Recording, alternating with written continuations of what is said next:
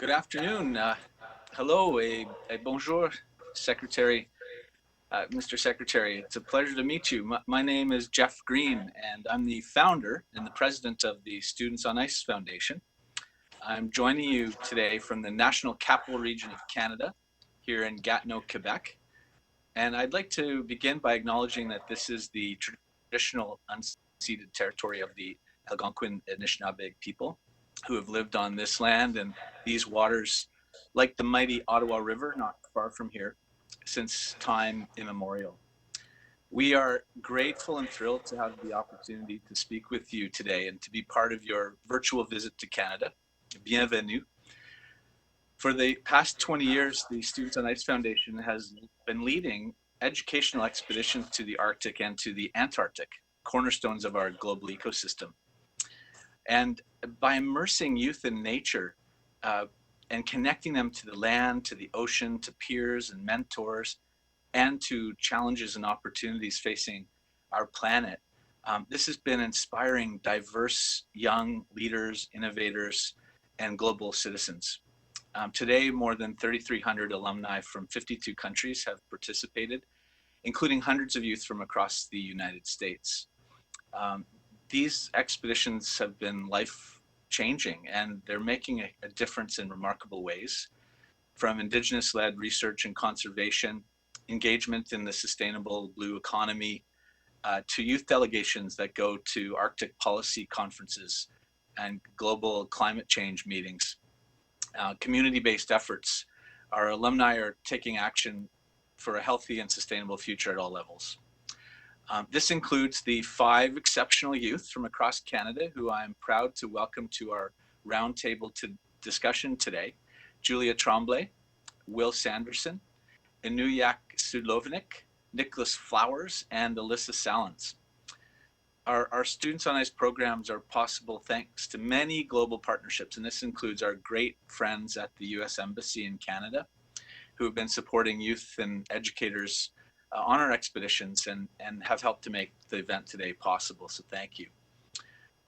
This and so many experiences with our biggest neighbor over the years has reinforced our friendship, shared values, and our shared commitment as Arctic nations to taking on climate change, environmental protection, and increasing collaboration, awareness, and support for the Arctic and its peoples.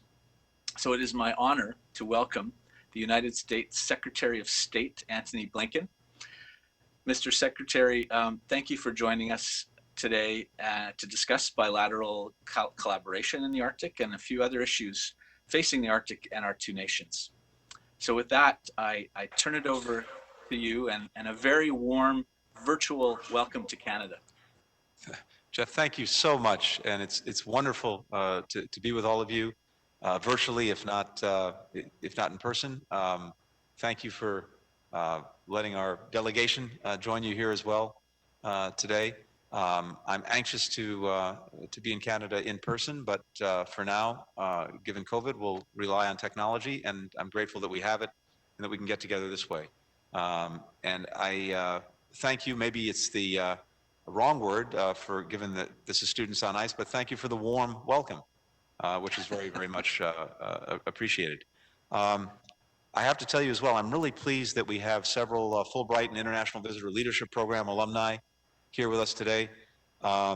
These are programs that I feel very, very strongly about. When I last worked at the State Department, something I focused on, I've seen the extraordinary value they bring.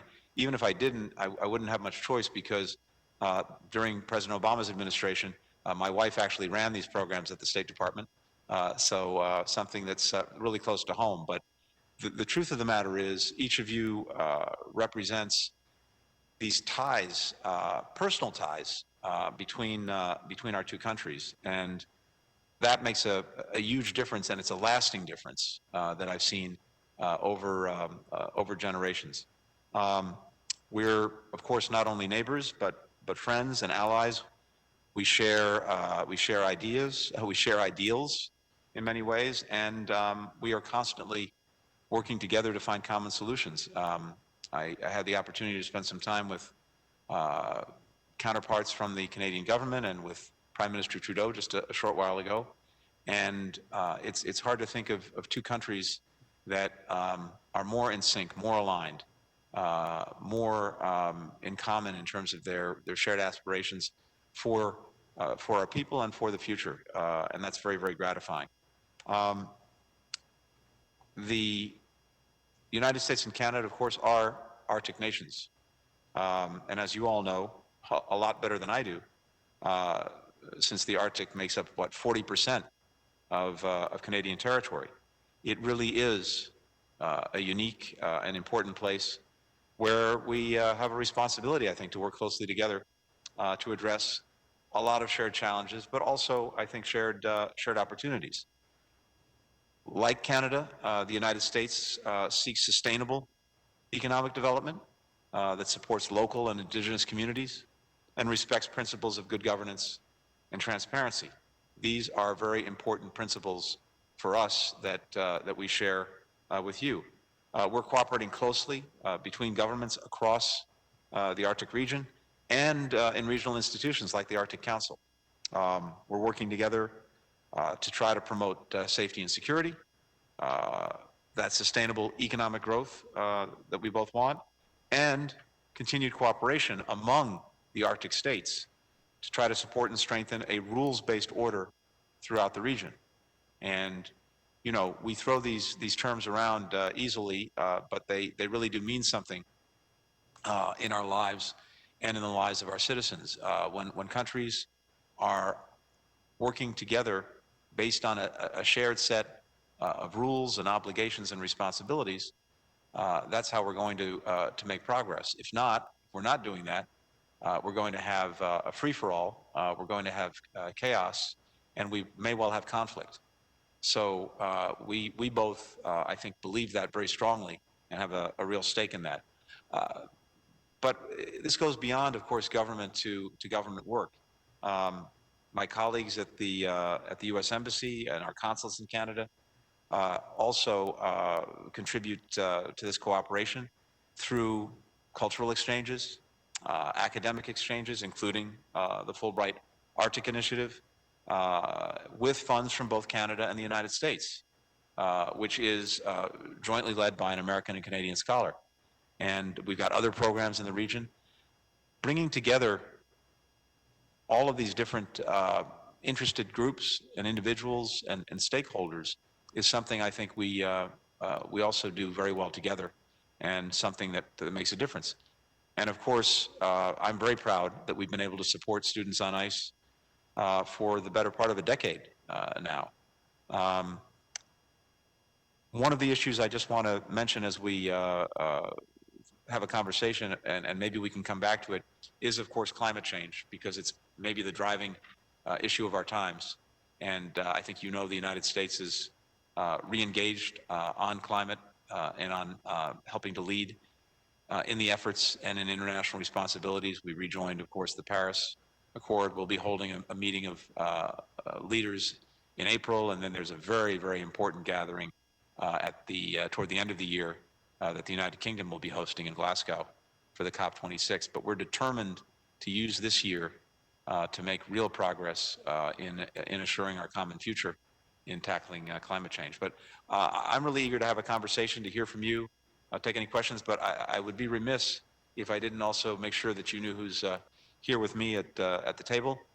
We have, and also on our video screen, we have our Chargé d'Affaires in Canada, Catherine Brooker, who is here, I think, on the screen.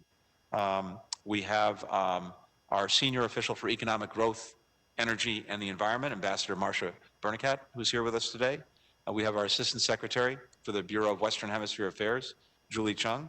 We have an Assistant Secretary for Educational and Cultural Affairs, Matthew Lissenhop, who is running the bureau that my wife used to run a few years ago. So he's especially important today. And the Chief of Staff at the State Department, Susie George. And we're very, very happy to be with all of you. Et je voudrais vous dire en conclusion, pour moi, c'est peut-être le meilleur moment de la journée. C'est toujours bien d'avoir des échanges et des dialogues avec mes collègues au gouvernement canadien, mais un secret encore plus intéressant de pouvoir avoir un échange d'idées avec vous. Donc, allons-y. Let's open it up to questions, comments, anything anyone wants to talk about. Merci beaucoup, Mr. Secretary. Boy, some wonderful words there, and I'd love to dig into so much of that with you. I do have 5 students with me that are eager to ask you some questions, but I would just echo your points about the Arctic definitely does shape who we are as a country here in Canada, and I think that same applies to the United States, and it also shapes the world. That's why it's so important that that we're having this discussion and addressing these issues that we're touching on today. The first question I have comes from Julia Tremblay. Julia was on our 2017 Arctic expedition. She's from Fort Erie, Ontario, a recent graduate from the University of Guelph, and she was part of the Students and Ice delegation at the National Youth Reconciliation Conference, and also just with us in Washington for the Arctic Futures 2050 conference recently. Over to you, Julia. Thank you, Jeff, and hi, Secretary Blinken. It's a pleasure to meet you. The question I'd like to ask is, if your 22-year-old self was living in the year 2021, what would he be passionate about, and what advice would you give him on pursuing that passion? Wow. Well, that's a wonderful question, Julia. First of all, it's very good to see you. Gosh, I think there are a few things. I think that in terms of what my passions would be, in many ways they'd probably be not dissimilar either now or then. Which is to say, I had a huge opportunity when I was growing up, both to have a family that was really interested in goings-on beyond the borders of the United States. Conversations at the table often turned to questions of foreign policy and what different countries were doing. And then when I was 9, I actually wound up moving from New York to France, to Paris. And so I grew up in Paris from age 9 to 18 before coming back to the United States for university. And that was, in so many ways, a remarkable experience, but in particular, it gave me the opportunity to see my own country through the eyes of others. And it also, I think, turned me into a junior diplomat because, you know, when you're an American abroad or a Canadian abroad, conversations come up, arguments come up, discussions come up about various things that your country is doing or not doing. And you wind up getting into those conversations, and it really, I think, got me interested in diplomacy and how different countries work together, and how they deal with some of the differences that they have. So that was a passion that was deep-rooted, and now I get to give it some expression, actually working on it every day here at the State Department. I think the advice that I would give probably now to my 22-year-old self was that besides the passion for foreign policy and diplomacy, I was very passionate about music and remain so. But when I was 22, I probably still harbored the vague ambition that I might somehow make a life and a career out of music. And my current self would probably say, forget about it. The talent isn't there. But that only came with hindsight. But in all seriousness, too, here's what I would really say, and that's one of the greatest blessings in life is to be passionate about something. And an even greater blessing if you're able to act on that passion. And if you find that in your life, whatever it is, that will, I think, make for the most fulfilling, happiest, most rewarding life possible. And the hard truth is not everyone finds it, or even people who find it may not have the opportunity to really follow it. But if you're in that relatively small group of folks who really find the passion and have an opportunity to follow it, do it. It will be so remarkably rewarding, and it will take you to places, literally and figuratively, that you couldn't even imagine when you're 21 or 22. and certainly in my case, developing a passion early for foreign policy and government and international relations has taken me to places I never would have imagined. Thank you, Mr. Secretary, and thank you, Julia, for that question. Inspiring words, especially for youth setting off on their journeys in life. The next question that we have for you comes all the way from Nunavut, from Inuyak Sudovinek, from Iqaluit. And Inu was part of our 2018 Arctic expedition. She has a master's in veterinary medicine and is currently pursuing her PhD at the University of Manitoba, focusing on beluga whale health and the incorporation of Inuit knowledge with Western science. Over to you, Inu. Thanks, Jeff. Good day, Mr. Secretary. It's an honor to be here with you today. And my question is, last month, President Biden announced a temporary moratorium on oil and gas leasing in the Arctic National Wildlife Refuge. So will local Indigenous communities be consulted on any future plans of natural resource development in the Arctic? Thanks so much for your question, and wonderful to meet you virtually.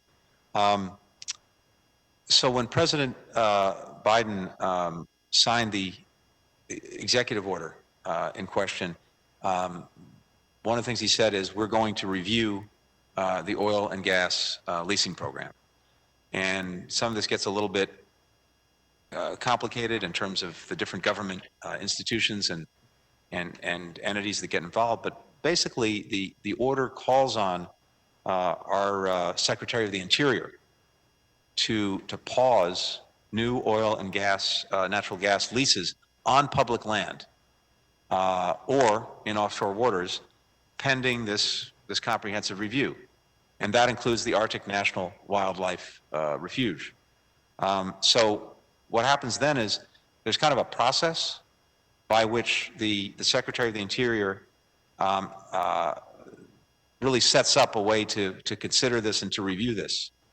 And I think President Biden, sent a very strong signal of his direction and the need to consult by nominating someone who may be known to you, and that is remarkable Congresswoman Deb Haaland for our Interior Secretary.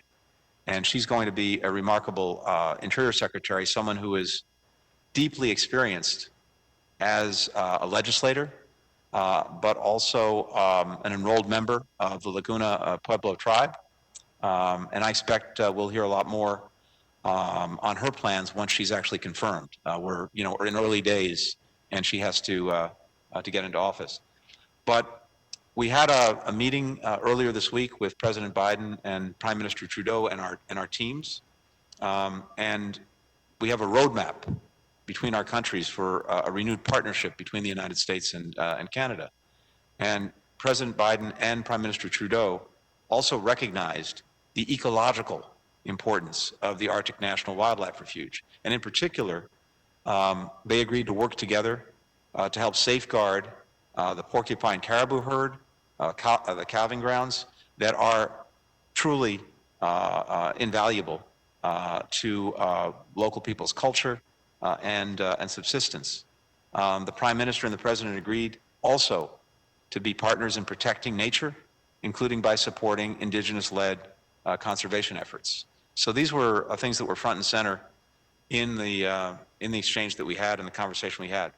They also agreed to work together on environmental restoration and conservation efforts, and to try to advance nature-based climate solutions. And that's also critical. But, in advancing climate solutions and protecting nature, I think both of them also agreed on the importance of doing this work with Indigenous peoples, with subnational governments, with workers, with stakeholders, including civil society, including youth, including business, including industry. The bottom line is, on so many different things, including this, we have to bring everyone together who has an interest, who has a stake in the issue. If one group tries to do it while ignoring the needs, the concerns of others, it's probably not going to be sustainable anyway. And so I think this is something that both President Biden and Prime Minister Trudeau feel very, very strongly. We have to approach all of these challenges together and find ways to advance them together. So I think that's the spirit, as well as the practical way we're going to approach this problem. Well, Kuyanamik Inu, and thank you, Secretary Blinken, for that excellent answer. I'm being told we only have time for one more question from the students, and that's coming from Will Sanderson from Kingston, Ontario, who, in addition to taking part in our Arctic expedition in 2014, was a member of our youth delegation to the 2018 Arctic Circle Assembly in Iceland. And he's also been part of our 2019 Climate Action Cohort, which is a program at Students on Ice, helping to develop young climate leaders. So over to you, Will. Yeah, thank you very much, Jeff, and nice to meet you, Secretary Blinken. It's an honor. In recent years, there's been a greater push by the international community to look towards the Arctic for economic development, whether that be for resources exploration or to pursue newly open trade routes. I'm curious how you think Arctic nations like Canada and the United States should respond to these international pushes, and how we can ensure that Arctic conservation remains the top priority. Will, thanks very much, and that's an important question, and one that I think we have to be very focused on, because in the Arctic, as really anywhere else, but acutely in the Arctic, we have to be able to strike the right balance between conservation and development, and an integral part of that has to be, again, engagement with the communities most directly affected, with Arctic communities, and that respects their right to economic development, but also, of course, their profound interest in sustainability and in conservation of the habitat that they're living in.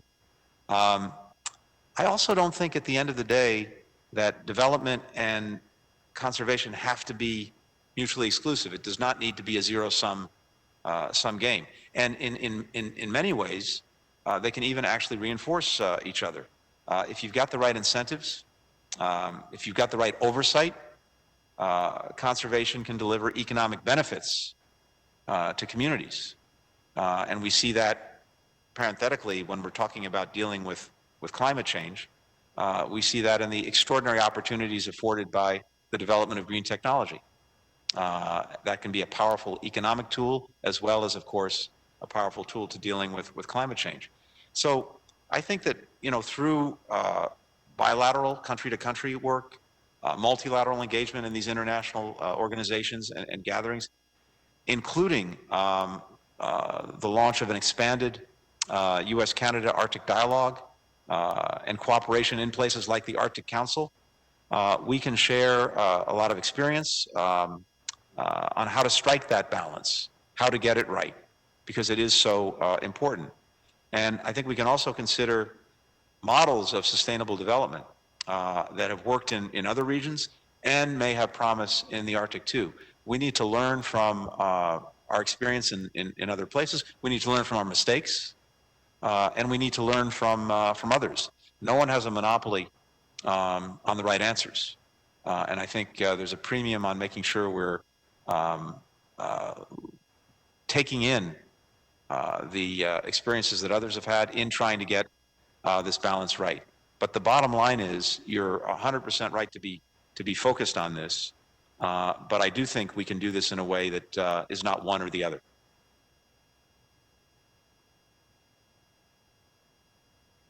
Thank you again, Secretary Blinken, and thank you, Will, for that question.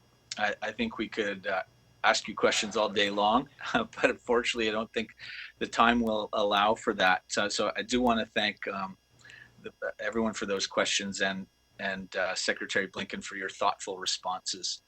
It's clear how informed and engaged many of our students on ICE alumni are, and many youth are today, global youth addressing global issues, and that's really important. Their voices and actions are critical now and in the future. And again, thank you to our alumni today, because they truly showcase the passion and concern that Canadian youth have for the Arctic, for the environment, and these other pressing challenges and opportunities ahead. It's been an honor to speak with you today, Mr. Secretary.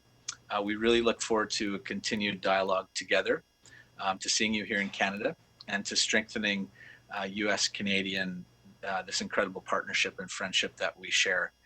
And perhaps we might even get you on to a Students on Ice Arctic expedition in the future. So it's now my pleasure to introduce Linda Brown and Heidi Langille. They're Inuit cultural ambassadors and throat singers, and they perform under the name Sikanik Kilauta. Linda and Heidi, the virtual stage is yours. Quanamic, it's our pleasure. Tetruk, or Inuit traditional throat singing, was traditionally done between two women as a friendly competition, and you're trying to trip the other person up. So there's a leader and a follower, and the leader sets the rhythm, the pace, and the sound, and the follower comes about half a second afterwards. We have 3 different types of throat songs: imitations, competitions, and lullabies. And we'll be demonstrating 2 different types: an imitation song from Northern Quebec and a lullaby from Nunavut. So the first song we're going to do is Kimalarpik.